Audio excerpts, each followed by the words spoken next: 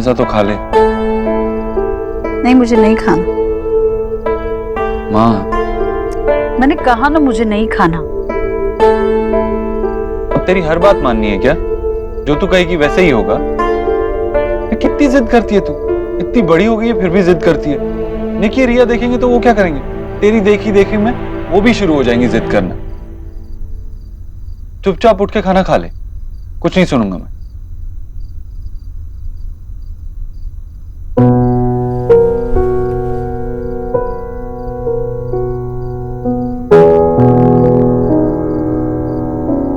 तू खिला।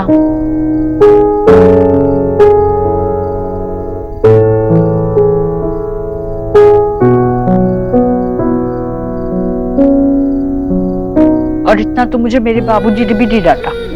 सारी गलती नानू जी की है। अगर तुझे थोड़ा डांट देते ना तो तू इतनी जिद्दी नहीं होती।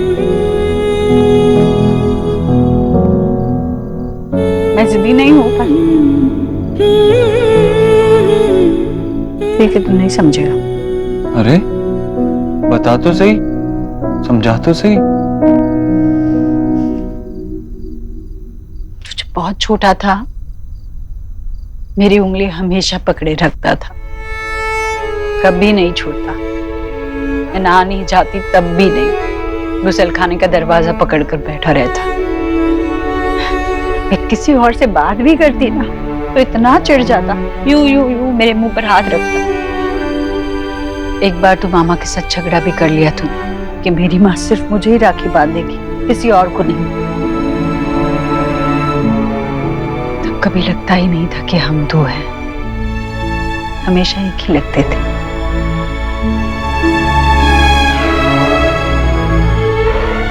फिर जब बेटा बड़ा होता है तो माँ को पूरी दुनिया के साथ उसे बांटना ही पड़ता है, और माँ उसे बिल्कुल बांटना नहीं चाहती।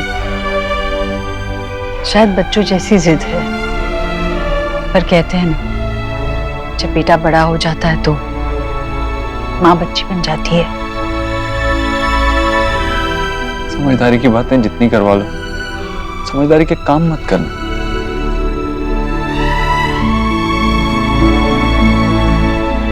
मैं सब समझती हूँ पर मन नहीं समझता। जब अपने सबसे प्यारी चीज की बात आती है तो मन जिद्दी हो जाता है। तुझे लगता है मैं तेरे बारे में नहीं सोचता? मुझे क्या पता।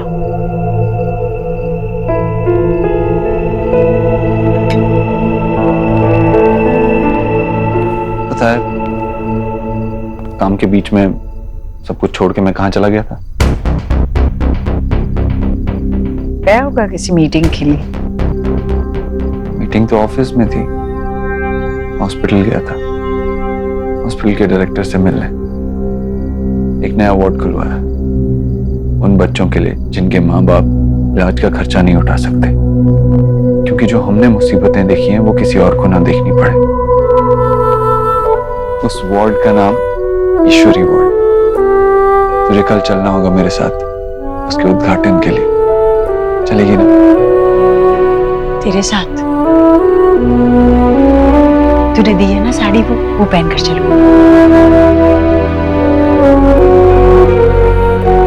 अब रुक क्यों गया? खिलाएगा नहीं पूरा खाना?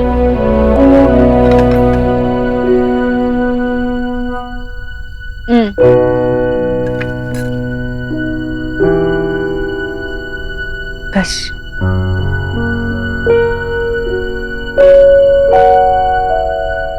ठीक है, मैं चलता हूँ।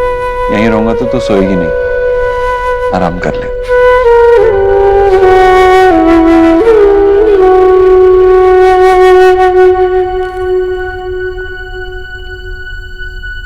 जब इतना प्यार करता है मुझसे तो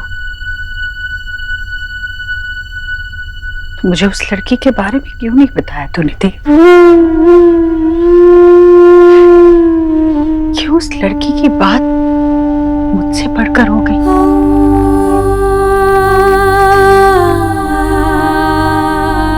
अगर तुमने मुझसे नहीं कहा होता तो शायद मैं पूजा में बैठता ही नहीं, और शायद माँ के चेहरे पे वो खुशी देख ही नहीं पाता। So thank you so much. तूने अपनी माँ का मन दुखाया देव, मन दुखाया।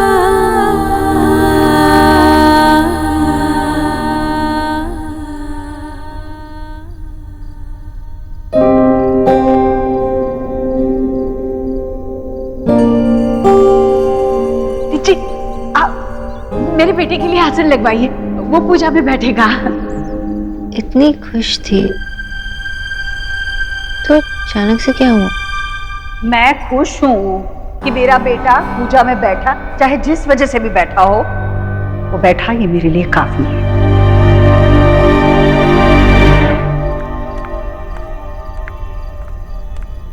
नेहा, दवाई ले लो।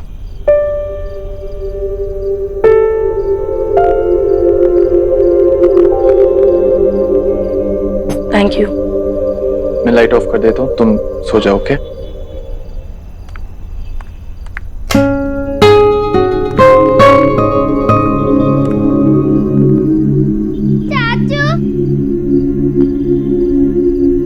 चाचू, लड्डू मेरी बॉल नहीं दे रहा है। जब मैंने बॉल ली नहीं तो वापस कहाँ से करूँ? झूठ बोल रहा है। झूठ बोलने वाली तेरा मुंह काला। तेरा मुंह काला। नहीं तेरा मुंह काला। तेरा मुंह काला। नहीं तेरा मुंह काला। तू झूठी। तू झूठा। मैंने बॉल नहीं ली। चाची की तबीयत ठीक नहीं है, प्लीज शोर मत करो। इतना ऊंचा ऊंचा क्यों चढ़ रहे बेटा? मैंने बॉल नहीं ली है। तूने ली है। क्या कर रहे हो? क्या बदतमीजी है ये? दोनों ने अपना होमवर्क किया? नहीं किया ना? चुपचाप चल के अपना होमवर्क पूरा करो, वरना मैं कराऊंगी दोनों का। मम्मा मेरी बुक तो लेने दो, यही रखी है। सॉरी नेहा, एक्चुअली एक बार लाइट ऑन कर लो, बच्चों की बुक्स है।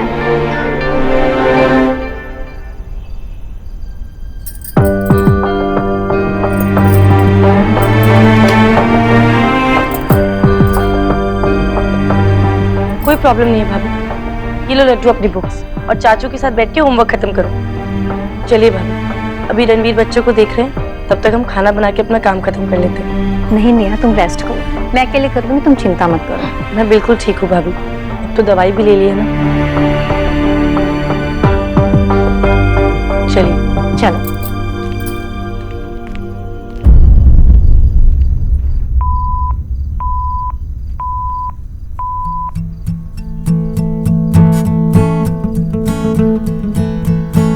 देव, अपनी तरह आपने मुझे भी रात तक देर से जागने की आदत डाली थी।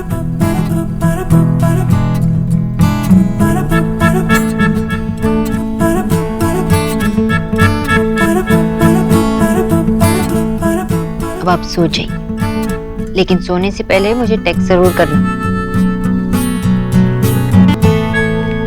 सोना, हाँ माँ? इतनी रात गए तू जागी हुई है?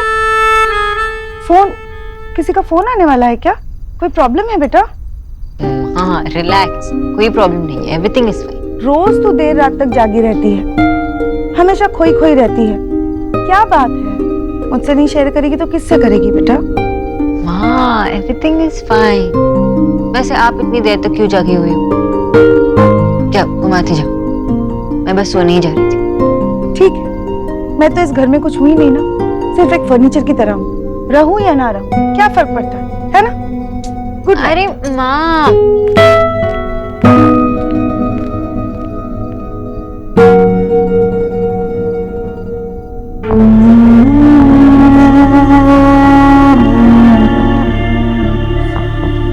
अगर तुमने मुझसे नहीं कहा होता तो शायद मैं पूजा में बैठता ही नहीं, और शायद माँ के चेहरे पे वो खुशी देख ही नहीं पाता। So thank you so much.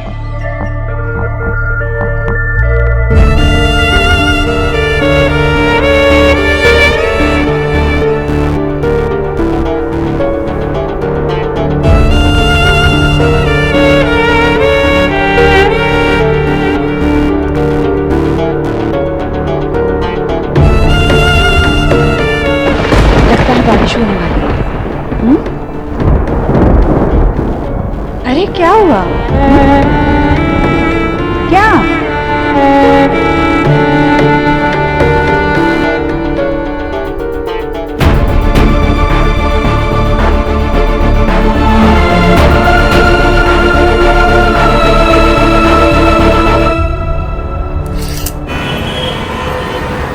Saurabh, Vijay, Elina, जल्दी से आ जाओ। आपका फेवरेट मिठाई बनाया है, हम दोनों सास बहू ने मिलके बनाया है। वाह, रसमलाई। आजा आजा आजा। रसमलाई। नहीं नहीं, मेरी बात बताओ मुझे, तुम्हें क्या लगता है तुम मुझे पूछे बिना कुछ भी कर सकते हो? सारे के सारे जितने भी आपने ऑर्डर्स दिए हैं वो सब ऑर्डर्स के कॉपी बिल सब कुछ मुझे चाहिए आज ही। माँ क्या कर रही हो? मैं बात कर रहा हूँ ना फोन पे। कौन है? आप जान के क्या करोगे? वैसे भी आप कुछ नहीं कर पाओगे। हाँ बोल। सौरभ। नहीं, जो मैंने आज कहा तो आज ही। माँ, एलिना, सौरभ को क्या हुआ है पता है? माशी, लाइफ में आदमी की ऐसी हालत सिर्फ एक ही टाइम होती है, गर्लफ्रेंड। गर्लफ्रेंड? ना, क्यों है? हा क्या बना है? ओह, खा के देखो। रसमलाई। सर? अच्छा एकदम भालो, हाँ दारुण।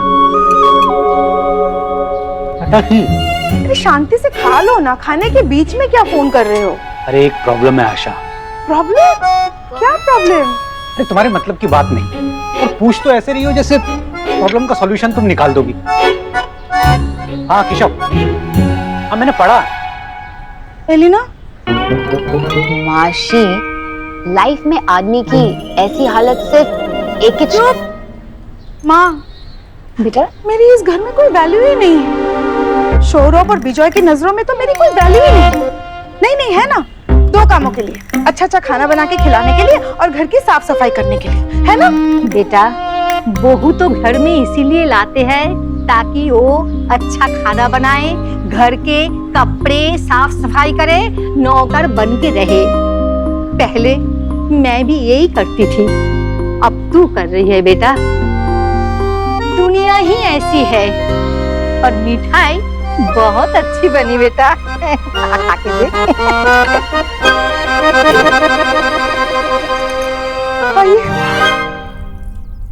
तुम लेमन येलो में कितनी क्यूट लगती हो। इतने रंग आपको कैसे समझ में आने लगे mister Dev grey and blue Dixit?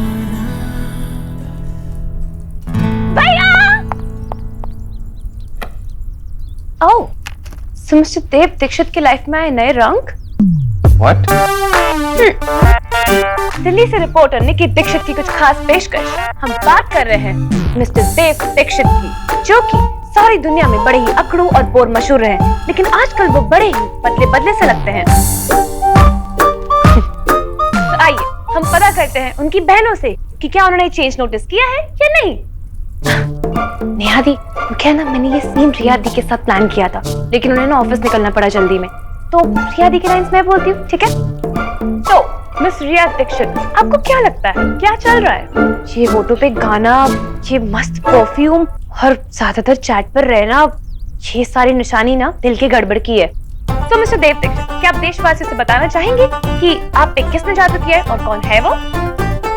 मैं देश को ये बताना चाहूंगा कि मेरी बहन का दिमाग खराब हो गया है। नेहा दीक्षित, अब I mean Mrs Neha Chaudhary, क्या आपको अपने बड़े भाई के स्टेटमेंट पर डाउट नहीं हो रहा? मुझे अपने बड़े भाई पर पूरी जिंदगी डाउट है, लेकिन अब से नहीं करूंगी। आई डोंट नो उनकी लाइफ में क्या चल रहा है, लेकिन अगर भाई खुश है तो मैं बहुत खुश हूँ। देशवासियों, इस ऑल मूवमेंट से हमारे इन्वेस्टिगेशन पर कोई फर्क नहीं पड़ेगा, तो not worry. So mister Dev Dikshit, the nation wants to know, क्या है कि आप आजकल इतने खुश खुश रहते हैं? मेरी तीनों बहनें, एक जो ऑफिस चली गई है उसे कैसे भूल सकता हूँ। मिस्टर देव दीक्षित, आप नेशनल टेलीविजन पे झूठ नहीं बोल सकते, और अगर आपने सच नहीं बोला तो लाई डिटेक्टर से आपको टेस्ट करना होगा, और तभी होगा सच का खुलासा। मैं ये कहना चाहता हूँ कि ये रिपोर्टर ही बेवकूफ है। अरे इतनी बार कह चुका हूँ कि कोई नहीं है, फिर भी। तो ऐसे इतना बदलाव नहीं आ सकता। आप ही बताइए, कौन आपकी लाइफ में जो आपके ये चेहरे पे स्माइल लेके आई है? निकी, कह तो दिया उसने कि ऐसी कोई भी नहीं है। अगर कोई होती तो देव मुझे जरूर बताता, है ना देव? अगर कोई होती तो देव मुझे जरूर बताता, है ना देव? नेहा, तू सुबह सुबह कैसे आ गई? वो रणवीर थोड़ी देर पहले ही छोड़ के गए मुझे। तो वो क्यों नहीं रुका? उन्होंने कहा था कि आज वो मुझे कुछ सरप्राइज देने वाले हैं। वो सरप्राइज, आज तो सरप्राइज है। भैया आप माँ को भी कोई सरप्राइज क्यों नहीं देते?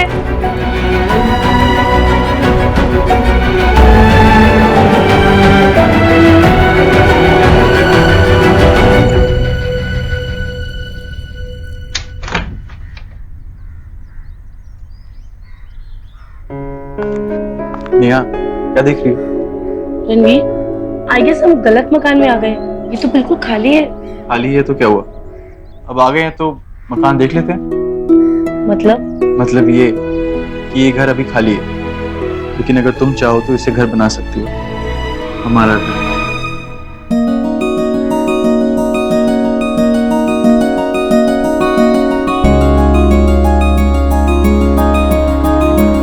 सच रणवीर? हाँ, क्या मैं अब इस लायक भी नहीं हूँ क्या?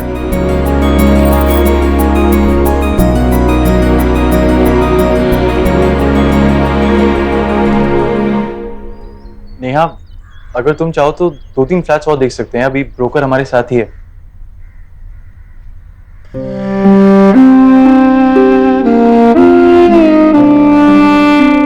नहीं रणवीर, चलो घर चलते हैं, हमें कहीं शिफ्ट नहीं होना। नेहा, मैं जानता हूँ तुम्हें उस घर में बहुत प्रॉब्लम्स होती हैं। इनफैक्ट भाभी, माँ, भैया सबको दिक्कत हो रही है। कोई भी प्रॉब्लम तो रणवीर हम सॉर्ट कर लेंगे ना। मैं एडजस्ट कर लूंगी रणवीर, लेकिन मैं वो बहू नहीं बनना चाहती जो आते ही अपने बेटे को उनके घर वालों से दूर कर दे। नेहा, अगर मैं कहूँ कि मेरी फैमिली ने ऐसा कहा है तो? सच रणवीर? नेहा, हमारी लाइफ अभी शुरू हुई है। This is very important for us. It's required कि हमारा घर हो जहाँ पर सिर्फ तुम और मैं हो, क्योंकि हम दोनों का साथ, हम दोनों को एक दूसरे को टाइम देना बहुत जरूरी है। Thank you so much Ranveer. Hello, हाँ जी, वो प्रॉपर्टी फाइनल हो गई है। हाँ ठीक है। हाँ जी, कैसी लगी आपको प्रॉपर्टी? अगर नहीं पसंद आई हो तो कहीं और चलते हैं। नहीं भाई साहब, हमें और घर नहीं देखने, हमें यही पसंद। बहुत बढ़िया।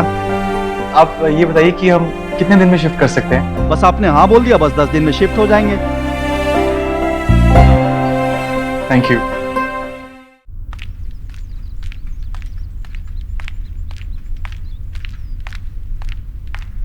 तो भैया तो चले गए। हाँ।